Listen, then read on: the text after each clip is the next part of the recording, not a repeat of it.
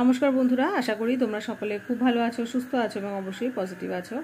আমি আরও একবার চলে এলাম আমরা সকলের আজকের বিষয়ে একটুখানি কথা বলবার জন্যে।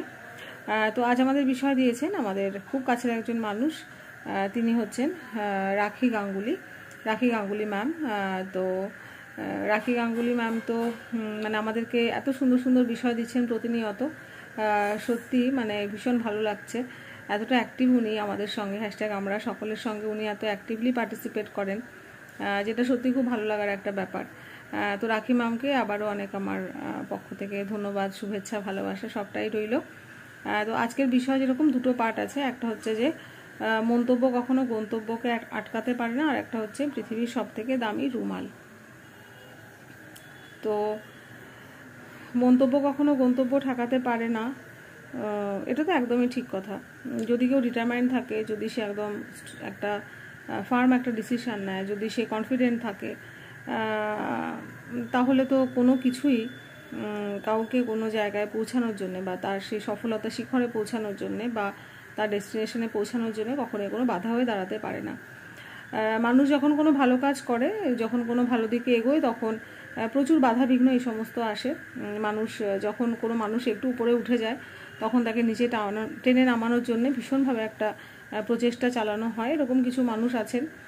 তো সেই যে একটা নেগেটিভ একটা যে মানে ভাইব্রেশন আমাদের দিকে যে আসে, সেটাই আমাদেরকে অনেক পজিটিভ করে তোলে, যদি সেরকমভাবে নিজেকে ফার্ম রাখা যায়, স্টেডি রাখা যায়। তো যারা ওই মানুষের কথাতে ভেঙে পড়েন, বা আমাকে এই বললো সেই বললো, বা আমি এই কাজটা করব, লোকে আমাকে কি বলবে, বা আমি এই পোশাকটা পরবো, লোকে আমাকে কি বলবে, বা আমি এখন আমার হয়তো কোনো একটা দরকার আছে, আমাকে হয়তো রাত 10টা 11টার সময় হয়তো বেরোতে হবে, তখন রাস্তা দিয়ে লোক যেতে দেখলে আমাকে কি বলবে, বা তেমন একটা কোনো প্রফেশনে আছি যেখান থেকে বাড়ি ফিরতে ফিরতে লেট নাইট হয়, সেটাতে অনেক মানুষই অনেক কটূক্তি করে, অনেক মানুষ অনেক কিছু বলে, সেটাতে কি আদৌ কিছু যাচ্ছে আসছে? যার যাচ্ছে আসছে তার তো সত্যিই প্রবলেম।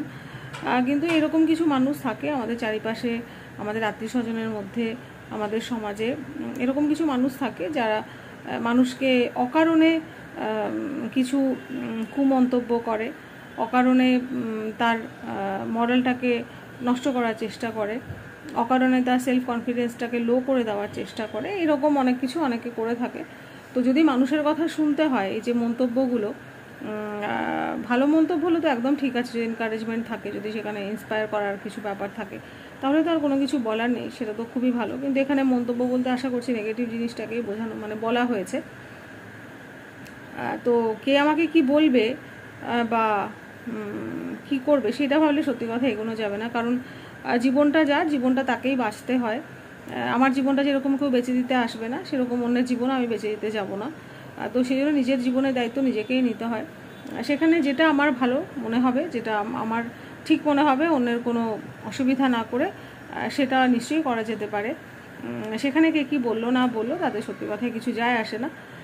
আমার তো অ্যাট প্রেজেন্ট যেরকম, আগে আমার এগুলো খুব মনে হতো যে এই আমাকে এরকম বললো, বা এই আমার ব্যাপারে এরকম ভাবলো, আমাকে এরকম, মানে হয় না যে একটা আমার মধ্যে একটা এর এফেক্ট একটা পড়তো। কিন্তু এখন খুব সত্যি কথা যদি বলি, আমার সত্যি কথা কিছু কে আমাকে কি বললো না বললো, কি করলো, তাতে আমার কিছু যায় আসে না। কারণ আমি দেখেছি অনেক খারাপ সময় দেখেছি, অনেক খারাপ দিন দেখেছি, অনেক খারাপ সিচুয়েশান দেখেছি, অনেক এরকম রাত জাগা নিজেকে দেখেছি, এরকম অনেক কিছুই দেখেছি। তখন কিন্তু আমাকে কোনো সমাজের মানুষ বা কোনো মানে যারা জেনারেলি কুমন্তব্য করে থাকে, বা যারা হয়তো মানে বিভিন্ন রকমের কমেন্টস যারা পাস করে, সামনে এসে করার তাদের সেরকম কোনো ক্ষমতা থাকে না।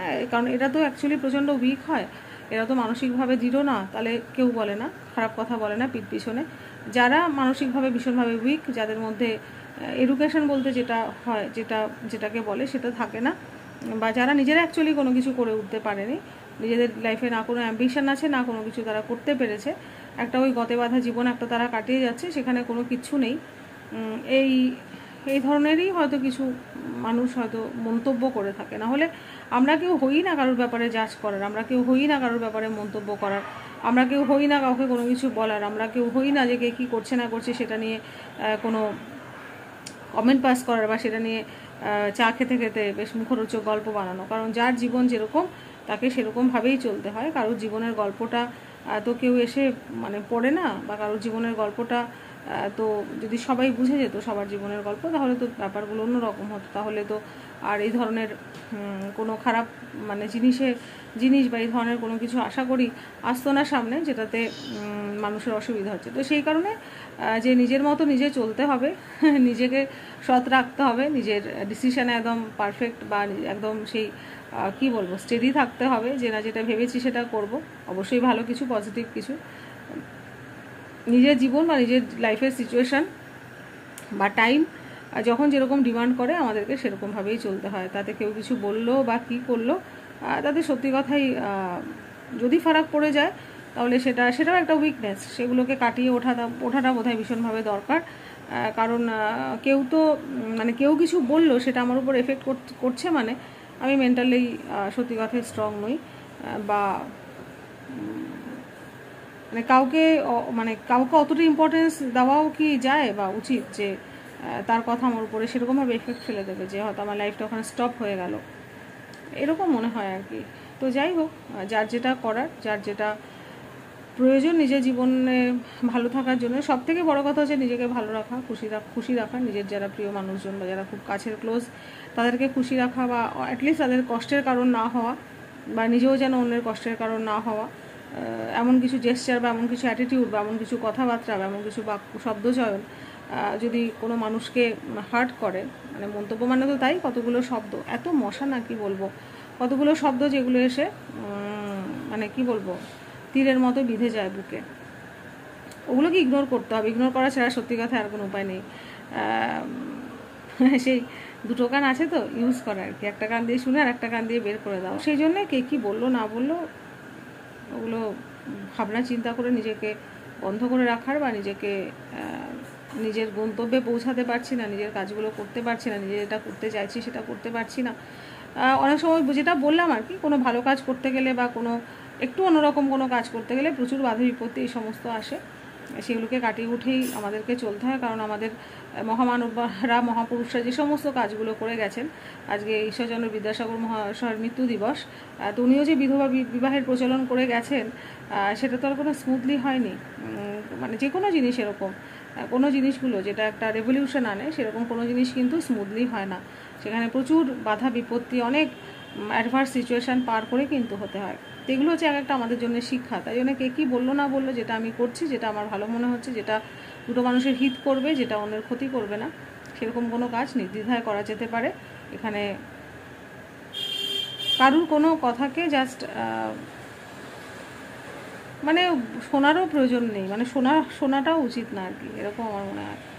তো যাই হোক, এটা এরকমভাবে বললাম। আর পৃথিবীর সবথেকে দামি রুমাল, এটা না সত্যি কথা বলতে আমি ঠিক বুঝতে পারিনি যে এটাতে কি বলবো, বা আমি কারোর ভিডিও দেখতে পারিনি যে মানে কেউ কি বলছে সেটা যে একটু শিখে নেব, সেটাও আমার হয়নি আসলে। তো সেই জন্য এই টপিকটা বোধহয় আমি বলতে পারলাম না, সরি তার জন্যে। আর পৃথিবীর সবথেকে দামি রুমাল কি জানি, পৃথিবীর সবথেকে দামি রুমাল এরকমভাবে কি ভাবতে পারি যে কারুর হাত বা কারুর কাঁধ, কারণ যে হাতটা হয়তো কারোর চোখে জল মুছিয়ে দেয়, যে হয়তো ভীষণ কষ্টে আছে, যার হয়তো চোখের জলের বিরাম নেই, বা যার হয়তো মানে কি বলবো কাঁদতে কাঁদতে বা এই কষ্ট পেতে পেতে হয়তো সে পাথরের মতো হয়ে গেছে, তার চোখের জলটা হয়তো শুকিয়ে গেছে, এরকম কোনো মানুষ সে মানে কাঁধ হওয়া, একটা সাহারা হওয়া, বা সেই হাতটা হওয়া যে হয়তো সেই চোখের জলটা মুছিয়ে দিয়েছে, তাকে একটা ভালো সময় দিয়েছে, একটা সুন্দর মুহূর্ত দিয়েছে, বা তাকে ভরসা দিয়েছে, তাকে জীবনে এগিয়ে দিয়েছে, এরকম কি ভাবতে পারি জানি না। এটা আমার জাস্ট মনে এলো এখনই, তাই বললাম। তো এটা আমি সবার থেকে শুনবো, মানে শিখবো, জানবো আর কি। তো ঠিক আছে, আজকের মতো এতটুকুই থাক। তোমরা সবাই খুব ভালো থেকো, সুস্থ থেকো। আবার আসবো অন্য কোনো দিন অন্য কোনো বিষয়। ততক্ষণের জন্য বাই, গুড নাইট।